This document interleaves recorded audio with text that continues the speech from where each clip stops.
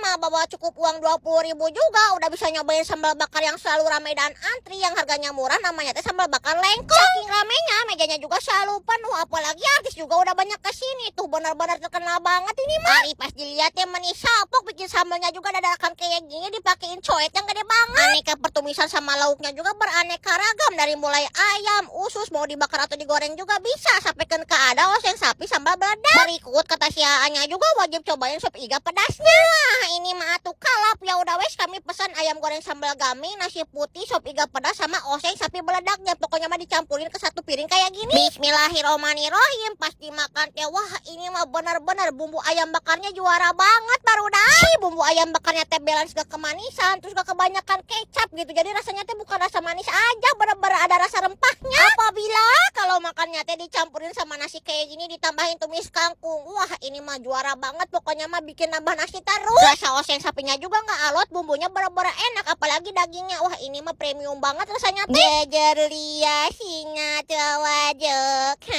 iyo teh maningan pisan. Jangan lupa kalau kesini cobain juga sop iga pedasnya, walaupun menu baru tapi rasanya udah enak, kuahnya gurih, nikmat, pokoknya mah comforting banget. Urusan minumannya mas kami pilih kelapa butir, wah udah makan yang pedas-pedas minum kelapa kayak gini jadi tenggorokannya teh benar-benar seger. Sok atuh gerah didatengin dan dicobain, nama tepatnya teh sambal bakar lengkong.